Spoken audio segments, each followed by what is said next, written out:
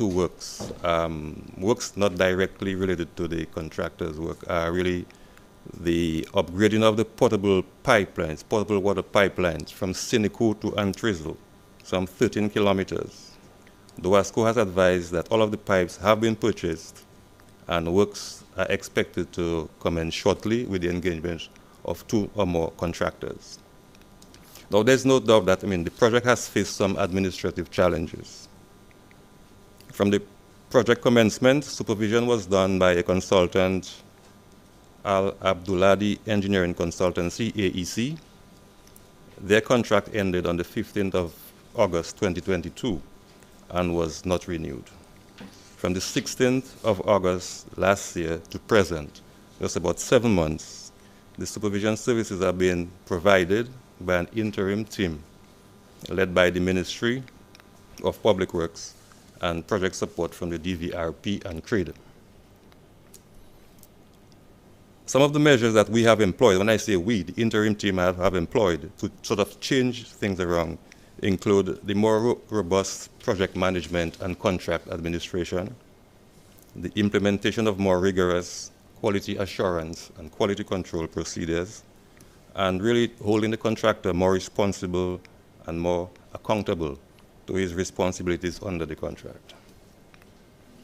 We are undertaking more frequent monitoring of the project activities and ensuring that the contractor fulfills his responsibilities as specified in his environmental, social management plan for the East Roads project. Now, a public health and safety matter that has been of concern to us is the increasing and unacceptable levels of dust at Cassie Bruce and the surrounding hamlets, and also in the Kalinago territory. In addition to the contractor's equipment, we have engaged an additional 2 trucks and looking at a third from today. Further, last week we purchased a number of hoses and distributed to individuals within those communities to help suppress the dust. An additional 2 water trucks are expected by April. I also want to take this opportunity to appeal to equipment owners with water trucks to get in touch with us at the ministry urgently. This is in an effort to engage them for mitigating this dust situation.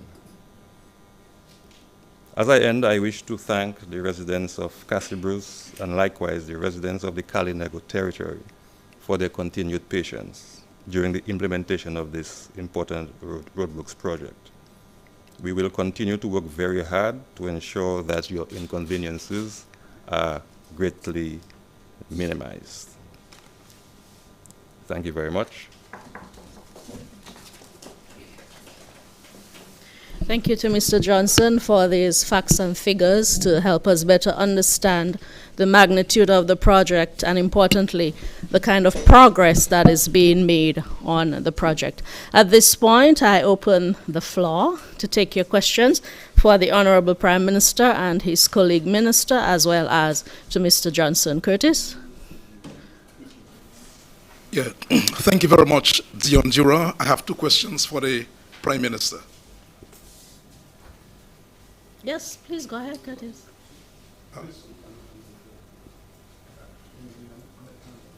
Yes, so I have 2 questions for the Prime Minister. My first question is, one of the contentious matters or issues, Prime Minister, surrounding the international airport construction has to do with planning permission.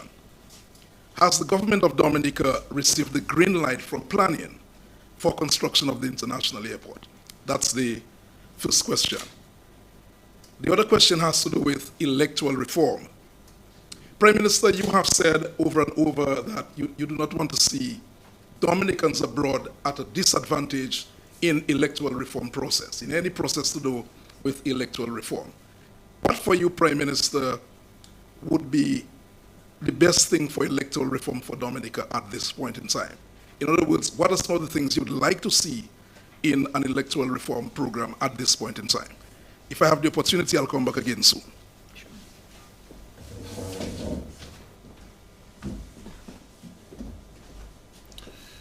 Yes, sir. In respect to this emotive point of planning permission.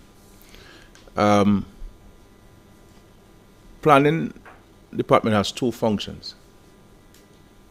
So the chief physical planner has two functions. One, as an advisor to the government on planning matters, physical planning matters, and also one of regulatory function. We have been engaging on the advisory responsibility of planning, and that extends to the other officers within the government department who have an advisory role to play on infrastructure in Dominica. And so we've engaged extensively those entities of the state in the process of drawing up the master plan and ensuring that everything we do follows the necessary planning requirements of the laws of Dominica, and also, very importantly, the international standards that are required for the construction of an international airport. The view is that as you go along with the project, you will seek planning approval on a phased approach. And this is nothing new. There are projects in Dominica where we have, in fact, received planning approval. So if you're going to build a private home, you get outline planning approval to say, well, it's a good site to build, the area. This is where your wastewater is going to go. This is where your septic tank will be placed on the lot that you have, etc., etc. So you get outline planning approval until you get the final planning approval, where you submit your construction designs, your engineering designs, electricals, plumbing, where your water from your roof will end up being, whether it's on the neighbor's property, on the main road, whatever it is, etc., etc. So there's a process, and one understands a project of that magnitude. We may not have all of the expertise within the planning department to assist the government in that process, and this is why we've been engaging international entities, and we are bringing on board, as a matter of fact, in the next week or two, we will finalize the contract for an international firm, American-based firm, who will also assist both the government and the planning department in the process of ensuring that all of the engineering designs, all of the architectural designs, the emergency designs, the electrical work, all of these components are followed insofar as international requirements for the construction of an international airport. Because we don't only have to satisfy only our domestic requirements. We have to ensure that we satisfy the international requirements, because that's the only way planes are going to come to Dominica, if the airport is certified and meets international standards. So the issue of planning approval is not an issue, I believe, that the right-thinking Dominicans should be concerned about. The government will certainly follow the processes as we have done. But as I said to the point, I made the point earlier, persons who are here raise that question never raised those questions when it was said that airports were going to build in the past. As a matter of fact, when there was this big screen in Lagon, and what appears to be a toy plane landed on the big screen, and there was a view that the airport was going to start before the 2000 elections, the same people were excited. But now, and the point is, every time there is a sense, there is a visible sign that this airport will happen, people keep shifting the goalposts. So they move now, recognizing that this is serious. I don't know why they don't take me serious, because everything I have promised in this country we have delivered. Sometimes it takes a little longer than I expect, but I don't make promises that I can't keep. And so, and we can see a number of things. They say the hospital won't come, the stadium won't come. There's no way Skerrit can build a road going up to Rose Street You have all these steps going up and the gradient. They said that they warned the people of Baffin State that they should protest against the construction of the link road between Goodwill and Baffin State because rocks are going to fall on their homes and destroy the homes and kill their children and their grandparents, and they should protest. Not one pebble got into the yard of any homeowner in Baffin State. And we have a 2-lane road in Baffin State after that. So we can speak to a number of projects and programs in this country. But I want to let the country know that we're taking this project very, very seriously. It is being done with the highest sense of professionalism, recognizing all of the international requirements and, of course, our own domestic requirements. And I'll say to us, not only have we conducted an AI, which people say we don't have, but we have also engaged a local consultant to ensure that all of the historical artifacts that we may come into contact with are preserved for future generations. And so far, an exceptional job has been done. And we've taken so much care, even with regards to, there's some burial grounds, private burial grounds on the site of the airport.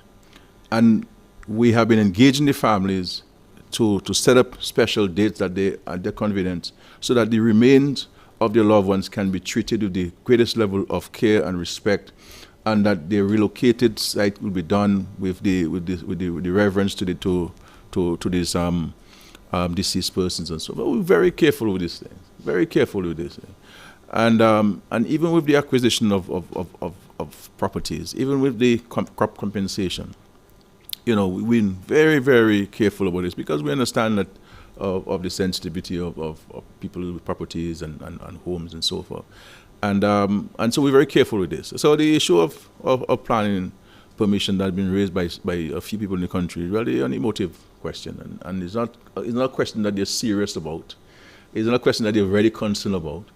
The same people talking about compensation to people when they don't have any land up there. And they do not know what agreement the government has signed with these people, who have gotten paid, who haven't gotten paid yet. But they go up there and make noise for people who they don't even know.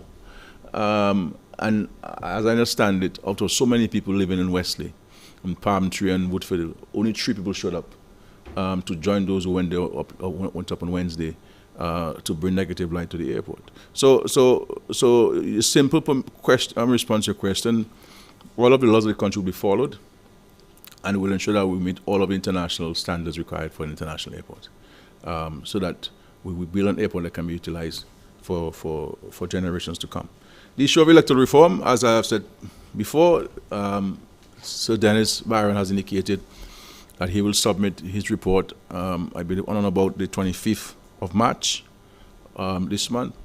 We've also written and gotten confirmation of technical support from the Organization of American States and also from the Commonwealth Secretariat, who will provide us with technical experts to see us through the consultative process and see us through the passage of the legislation to give effect to some of the changes. Now, there's the issue of Dominicans who reside out of Dominica, and how do you treat them in respect to residency in Dominica post the verification process. So if a Dominican living in Florida or Guadeloupe were to go through the verification process, he gets his national ID card, he's on the voters list, how long should that person be resident out of Dominica to remain on the list, or how long should that person be resident in Dominica to remain on that list? So it's a matter for Dominicans to decide what they want. I believe that if we're making progressive changes to legislation in this current period, I think the changes must reflect a progressive and an enlightened position. That the world today really has no borders, and if we're talking about the diaspora, as we like to use this word, do we talk about the diaspora only if we want their money or we want something from them, or do we truly mean the fact that even if you reside overseas or out of Dominica, that you're a Dominican, and there are certain rights and privileges that you should be afforded. So I don't want to go into details of this. I will let the Dominican public look at the report that will be submitted to us, and I will make it available to the public in its entirety. And the Dominican people will make a determination on the aspects of the electoral reform process. But I have written to Sir Dennis, drawing to his attention on the first draft report that he submitted, drawing to his attention certain areas I believe that the process may look at with some critical eyes. So I await the final report, and it's only after I get the final report I can make more definitive comments on where we go from there. It's the month, by the way, it's the month of April, as you've said before. It's not a time when you, yes. It's the month of April, as you've said before. Would you be ready, when I say you, the government, to go to Parliament with these electoral laws? Well, it all depends on the public. I would say from the government standpoint, we will be ready to go to Parliament in April. If we receive the report on 25th of March. I would have expected, and I did in fact write to Sir Dennis, indicating to him that I was a bit disappointed that the report is taking so long to be submitted. And I was pressing actually for early March, first week of March, for the report to be made available to us. But he indicated, and I had to agree. I don't necessarily agree, but there's nothing I could do in that circumstance to say, well, 25th of March, we'll look forward to the report. But I would have expected the report to have been with us at an earlier date. And I think part of the reason why it has been delayed is that additional work has been taken on by Sir Dennis because the drafting of the legislation was not part of his terms of references initially, but that was taken on. And so I look forward to this report. And it may very well be a situation where we may have to go to Parliament twice to pass a first piece of legislation and a second piece of legislation. So it will wait for the report 25th. But there's certain anxiety in my bones to get this off the national debate in the country, and I hope that once we do that others, persons will focus on more critical aspects of our development and make life better for our people. Yes, Matt, please. Yes. Good morning, sir. Good morning. I'm following up with Curtis as it relates to the planning permission there in the Wesley area. As we speak, there's a group that have been speaking about an injunction if followed measures not followed, if you will. Are you not concerned about this at this time? I know you're moving the speed for the international airport. And another concern that came up, the PIROP is there, and there's not been consultation with the people of Wesley. Can you speak to that, sir? Yeah. This is one of the most democratic countries you'll find anywhere in the world, and it is one of the countries where freedom of expression is exercised beyond measure anywhere in the world, and therefore anyone is free, or any group of individuals is free to go to the public and to the courts and to file whatever they wish to file. There are people who file caveats on properties that they don't even know where it is. So we have these things happening in Dominica. And it is up to whoever wants to go and file an injunction to stop this international airport. But all I would say to these people is that their actions will not be taken kindly by people of Dominica. Because their actions is not to seek facts, because they're not interested in facts. Because even when I hear the same people talking about no EIA was done, and many times in the public domain, including in Parliament, I indicated that we had engaged a team to conduct the EIA. I indicated to the Parliament and to the public of Dominica that a first report was submitted to us and that the final report is ongoing. We indicated the team that was doing it, etc., etc. There were photographs of the team being on site, engaged in the EIA. So it is. It would be unfortunate that anybody would take that course of action. But we have we have some very funny people among us in this country sometimes, and so they're free to do whatever it is. But I'm not going to bed with any sleepless nights over that at all, certainly. So they're free to do that. But you realize it's one of your former civil servants making a comment? Who's that? It relates to the planning. Who former field civil servant? The chief of planning, former. Mr. Edwards. Well, Mr. Edwards, if you talk, you say Mr. Edwards is a politician in every aspect of the word. A politician? Yeah, a politician. Okay. Anybody who feel like that, who speak about these things, are not raising this thing from any professional standpoint. Where was she one night at St. James and people said they were going to build an international airport? She wasn't planning. What did she say? Did you see the record question Mr. James about whether he had planning approval or anything like this? I mean, Matt, you're in Dominica longer than I have been in Dominica. I mean, you know these people even better than me. These people are not. I mean, look at the committee that was formed when we were acquiring the lands. People who said they were born in Wesley but had not been in Wesley for so many years. Their lands were not being affected in any way. They don't, and they sought to stop the airport. The attempt to stop the airport. The people who are opposing to this airport are the same people who have been opposed to every single thing constructively that have been done in the country or attempted to do in the country. And I think young people in Dominica who wish to see a better life for themselves, more opportunities for themselves in Dominica, having been provided with access to tertiary education by this Labour Party government, must stand in defense of their future. They must stand in defense of their future. Because what these people are attempting to do is to steal the young people's prosperous future from them. I mean, if these people have some spirit within their bones that are fighting with them, then they need to go and have it exercised, but not try to bring the people of Dominica down or prevent opportunities for people of Dominica. And I think we have to distinguish serious questions of concern from politically motivated questions. So you don't think it's professional? It's I don't. It's not. But it's not. You know that, Comrade Matt. I mean, you know that it is not professionally done. You know that people are not raising this at all. It's politically motivated. These are the same people who have raised objection to everything that we have done in this country. Everything. They are opposed to it. So it is not being done by people who have a genuine desire to ensure that things are done correctly.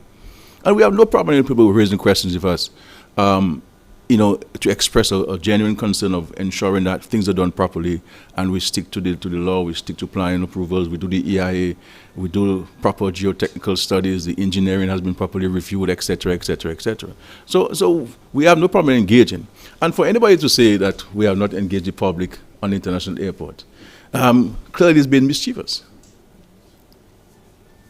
I have led consultations in Wesley prior to the decision to acquire land, after the decision to acquire lands, shared some of the conceptual drawings and master plan concepts to the people there. We've had some extensive consultation, especially with those who are directly affected. On many occasions I've gone up there.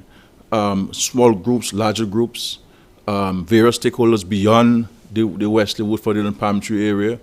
It's an ongoing process. It's going to be an ongoing process. We have not even seen actual earth movement started. It's an ongoing process. At every stage of the process, we will engage. We should finalize the design of the website very soon, so that people can be kept on the ball with updates of what's happening, and the EIA and all these documents we'll place on the website so that people can read it themselves, and et cetera, and give you ball by ball updates of the international airport. This project has been done in the most transparent way. You understand? And so forth. So this is where it is, and people who are raising vexatious points, really, they're not professionals. quick question, Prime Minister. They'll say that they're professional, but they're not professional. They're political activists. We continue. Another concern that's circulating right now about this French national missing in Dominica. Have any concern? Because I know delegations are coming from Martinique, maybe Paris, in search of this young lady. Any concern at this time? Well, the Ministry of National Security, the police, have been in direct contact with the French authorities and collaborating and cooperating. I've been kept updated on this matter by the Minister of National Security up until Saturday evening. He briefed me on what has been done and our collaboration with the French authorities. I have said to the Minister of Security to communicate to the police here that we should, because the yacht which the lady came on left to go back to Guadeloupe. And I believe that the French authorities need to pick up the boat captain and the yacht people, because she came on as a crew. And so I think that while we make efforts to search for the young lady here, because it's difficult to search for her if you don't know a particular area that she went into hiking or whatever it is. And I don't think that we should rule out foul play by anybody involved in this. And so I think that this yacht and the yacht captain who are now in Guadeloupe, I've been told, or heading out to Europe, should be held by the French authorities and to give answers as to where has the crew gone, the crew member gone. But we collaborating, as we've always done, on these matters on a daily basis, and there's the communication throughout the day for the last several days with the French authorities, and whatever support we have to provide. It's very clear that Dominica will provide and has been providing that support for her. And so we do hope and pray that she is safe somewhere, and that she could be located whether in Dominica or Guadeloupe. For that matter.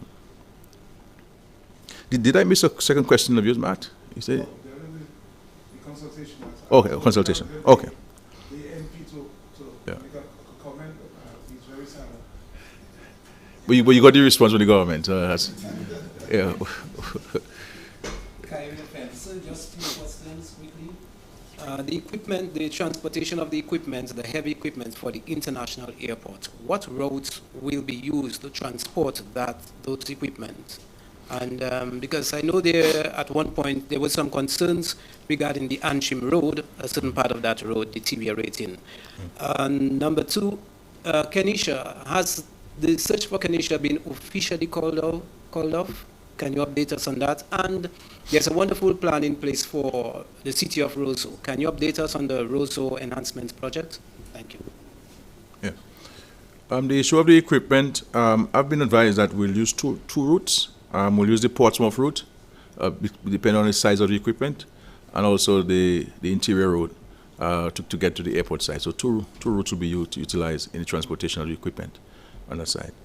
And secondly, with regards to Kenisha, obviously the police may end the physical search in the forest, but the case remains very open as far as the police is concerned. And so it is not a file that has been closed by the police at all. It was really an unfortunate situation that traumatized the entire country and brought concern to the entire country, and something that the police continue to keep the file open on the missing child, Kenisha. Okay. With regards to the city of Roseau, I expect that the Ministry of Public Works and others will advance this project in the next few weeks. There have been some delays. Some of it had to do with the consultative process and the engagement of the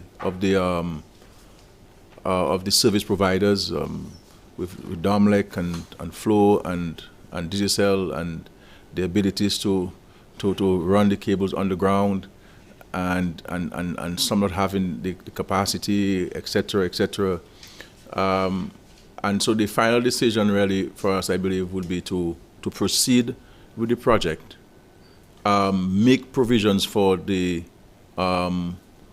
underground facilitation of the cable, and that will come later down, because as far as the residents of Roseau, first and foremost, and those of us who come into the city and the wider community, we are concerned about a couple of critical things. the drainage, the surface of the road, and very critically, the sidewalks. And I believe that we're going to move ahead quickly with those components while we will address the issue of the telephone poles and the overhanging cables on the city. So you won't see those cables being disappearing while the project is being under construction because of the challenges we're having with the service providers, and we do not want to delay this project anymore because that is very, very, very crucial for the residents of the city. But allowance will be made for this. Where we have to work with DOASCO, because DOASCO will eventually will have to dig the road after we do it. So we're working with DOASCO to ensure that their component can be done simultaneously with the construction of the road, so that there will not no digging to run water pipes after this was done. So I think really the DOASCO, the ministry, will have to work with more closely to ensure that we can get the understanding of engaging, of doing this stuff side by side. But really and truly, I believe Dominicans are pretty concerned about the drainage, because the stench in the city will not go unless you have the broken drains fixed, and then you insist that restaurant owners have traps to trap the extra food, and that the used oil are disposed in a particular manner, because all of these things contribute to this thing. But the sidewalks, clearly we have to do something about the sidewalk, and we have to do it fast, because you can't do any patching on the sidewalks, because they've gone to a point of, especially on Great George Street, and some parts of Independence Street as well, and King George V Street. So those are the three streets that we would tackle first, and then all of the side streets go down to Cox Street and Hillsborough Street and Kennedy Avenue. That will happen. So, but this is a priority project for us, and of course, I'm hoping that we'll have further consultation in the next couple of days and give our final push on this very important project. Yeah. Yes, sir. One question. Sure. Prime Minister, we all realize that we have lost an icon in our midst as it relates to Mr. Alwyn Bully. You're standing right before the flag that he designed. A lot of people are now considering, should we have an Alwyn Bully Day? What will we do in his honor? Well, these things usually you'd have to get the concurrence of the family to discuss these things. You would have missed the opening statement.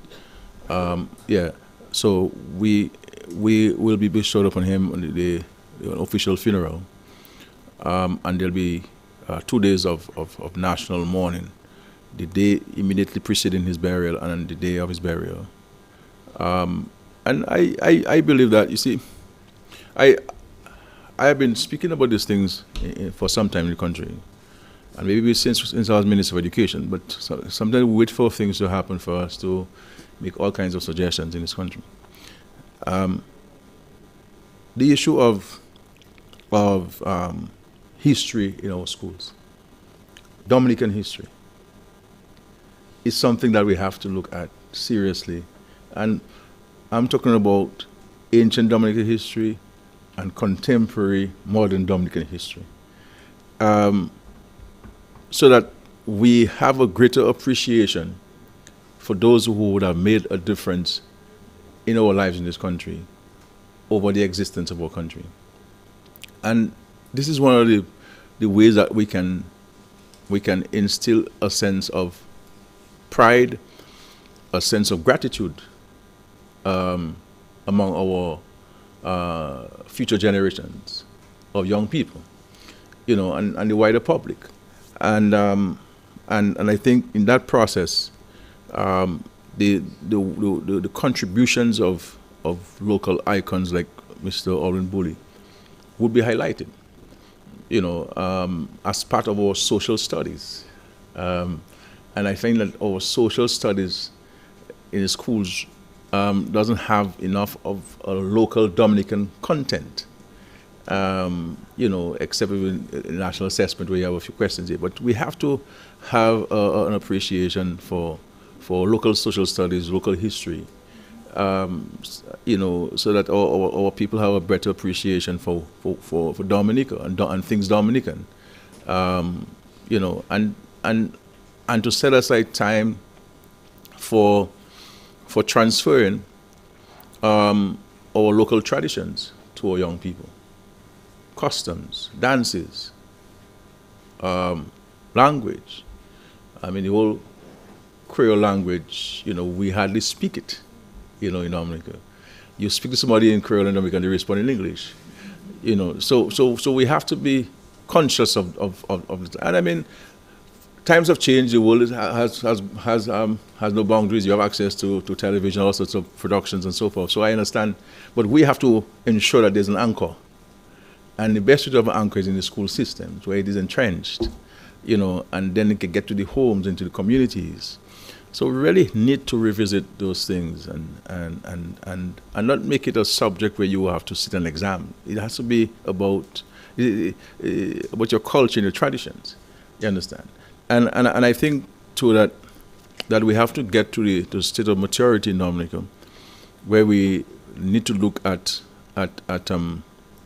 identifying who have been our national heroes in Dominica, and what kind of special consideration should we give to our national heroes?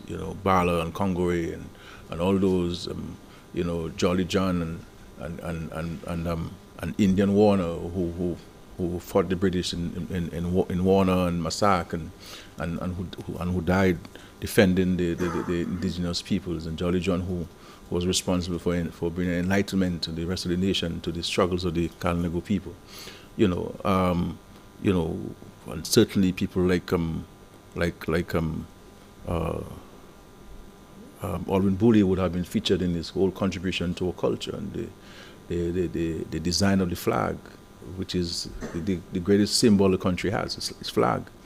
You understand, and so forth. But it's very important that we for these things to happen, we have to have a greater sense of gratitude in our bones, a greater sense of respect. When people talk about when the president comes and we should not stand, and then we want this and that. I mean, this is not who we are as a people. This is we're never known to be purveyors of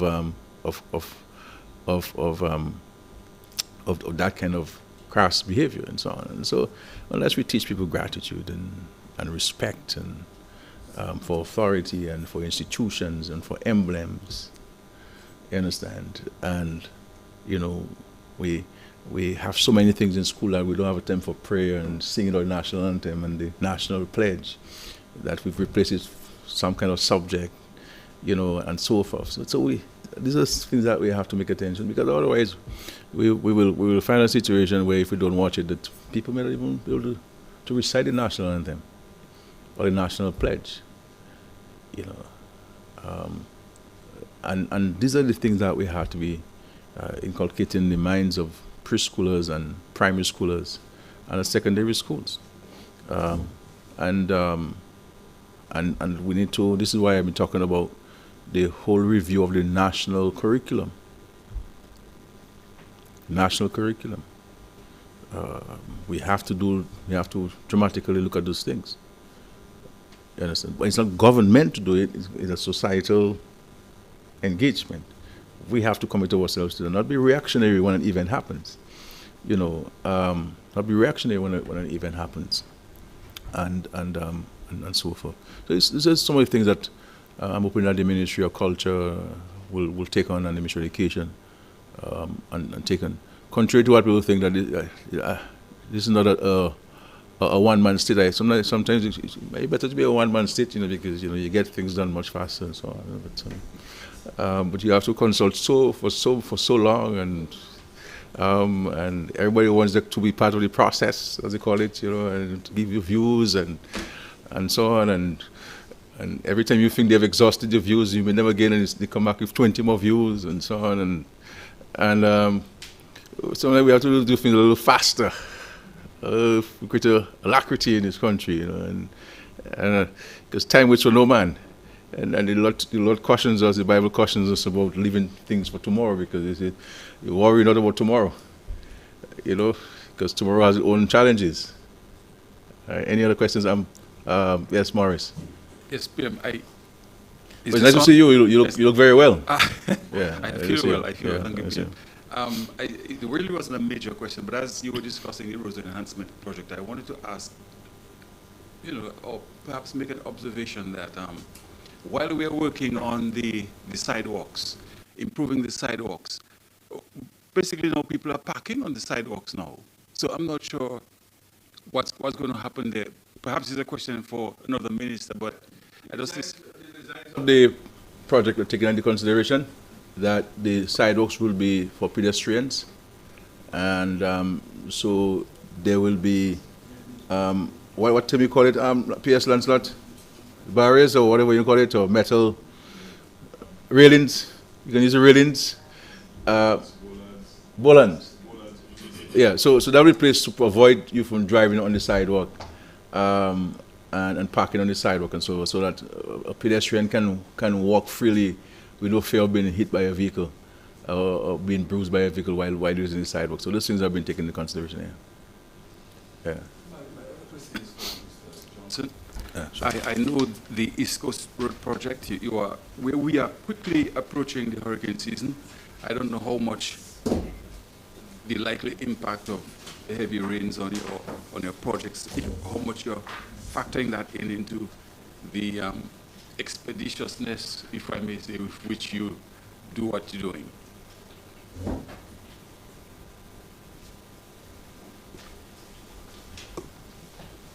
Okay, thank you for that observation. So, as you would have realized, the rains have the greatest impact on the slope stabilization aspect of it. And as we stated earlier, for Lot 1, that has been completed. And secondly, for Lot 2, it's 85% completed. The remaining sections for Lot 2, though, are not in any sort of challenging situations. It's pretty much rock excavation to be done. So we do not see much of a challenge there. Interestingly, and what has led to some delay on the project is initially when the project was conceptualized, the designer looked at installing or designing culverts of similar capacity to what was there before, of course with some upgrades. So you looked at looking at 3-foot diameter culverts. But from our observation post-Erica and Maria, especially for maintenance reasons, we made the ultimate decision to upgrade those sizes to a minimum of 4 feet by 4 feet. With the last heavy rains, I can tell you, we saw that was quite a wise decision to do. If we were stuck with the smaller size pipes, of course the hydraulic studies would have since shown, okay, they could easily pass through all the discharge. But the challenge in our climate is obstructions, okay? Obstructions from trees and other debris coming down, affecting those culverts. So the larger sizes allow more discharge, more obstructions to pass through. So, I mean, we cannot say for sure with the hurricane season that is upcoming what is going to happen, but I can say that we're in a better position now to deal with any likely impact if something were to happen. Thank you to Mr. Johnson. We do not want to keep you past the lunch hour, PM. I see Curtis has a question. Go ahead, Curtis. Prime Minister Darwin Salimak, the port manager of Antigua and Barbuda, made a very interesting statement with Cecil Joseph last night when he said that they've just completed the Antigua port at a cost of $100 million. He's suggesting that Antigua's port can serve as a hub for the other OECS territories, and that it does not make sense for the other islands to get into building new ports with a cost of over 80, 90, $100 million.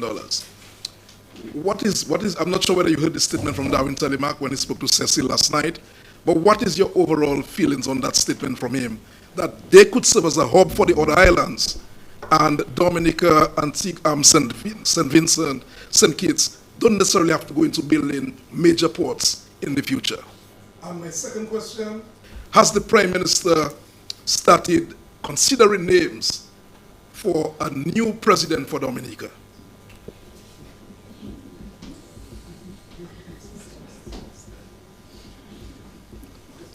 Well, I did not hear this statement, but I've heard this statement before, coming from other people. I'll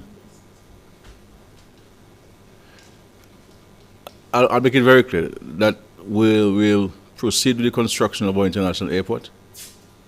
Notwithstanding the fact that we're between Guadeloupe and Martinique, both of whom have international airports, and it's about 10 minutes away from us. And we will also proceed with the construction of a new cargo and cruise terminal to replace the current deepwater harbor and to introduce the use of technology for the better management of cargo coming in and out of Dominica, and to ensure that we have a more resilient port in the event of a natural disaster. So while we commend other countries for building their facilities for domestic use, Dominica is no different from other countries. We have to have our own infrastructure, and we will have our own infrastructure, notwithstanding the fact that others may have theirs. And and so this is my preoccupation as the Prime Minister, to ensure that we have our infrastructure to serve our purposes, our national interests. Where we can collaborate and partner, we're prepared to do so, and we've always done so. But we have to secure our own future and our own development, and so forth. And so on. The other issue of the president, the current president, His Excellency Charles Savary, his term comes to an end on October 1, 2023, and he would have served 2 terms maximum as stipulated by the Constitution. We have given consideration for a replacement of the president, and at the appropriate time, I shall inform the country of likely candidates and the final candidate for consideration. So that is hidden in a file in my office, and so on. So you have somebody in mind? We have somebody in mind, yes, and at the appropriate time we'll do this. I ask maybe the final point before we rush for lunch. And I hear people complain, including our own citizens, about how difficult it is to travel intra-regionally in Dominica. But I recall when I took the decision on behalf of the government to invest in LIAT, the political opponents of this government and some people in this country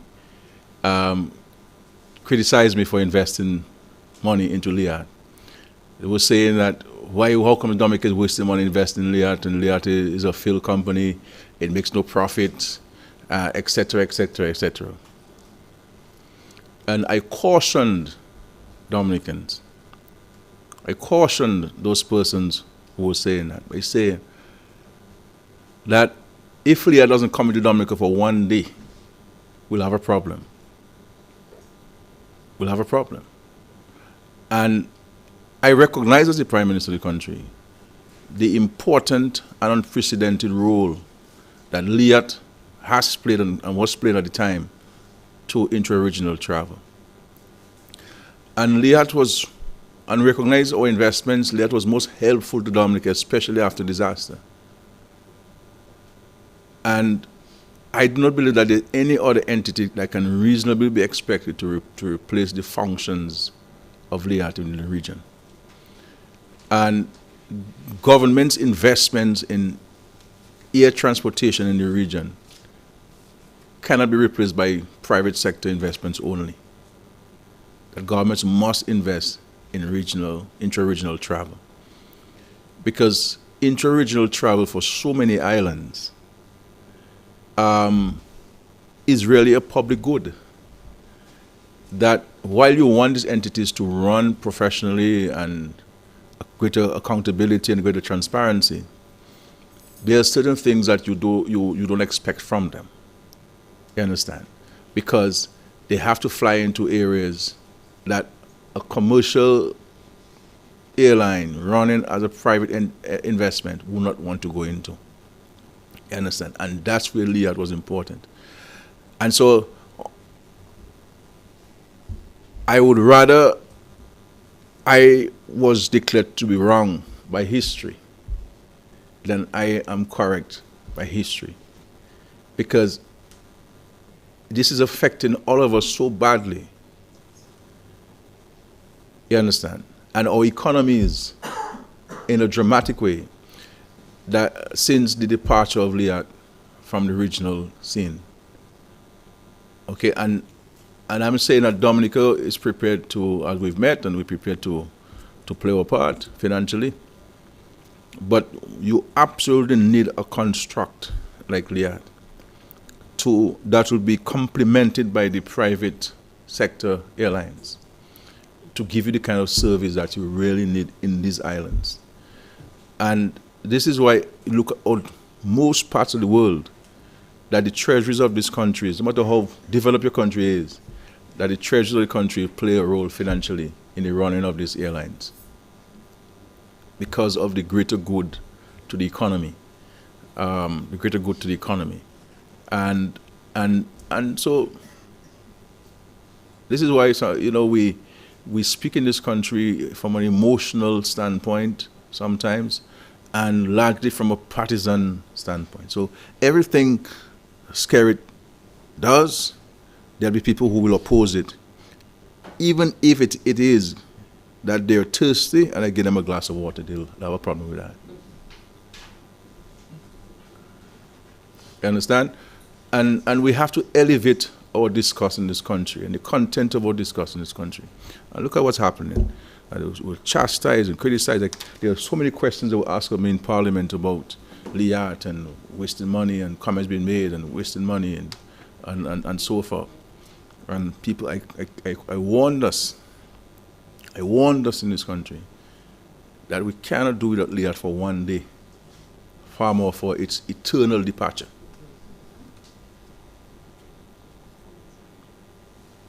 We just can't travel. We can't travel. We cannot no longer book a flight this afternoon for tonight. You have to book a flight months in advance. To go from Dominica to Grenada, you have to go to Miami. And how many of us have an American visa?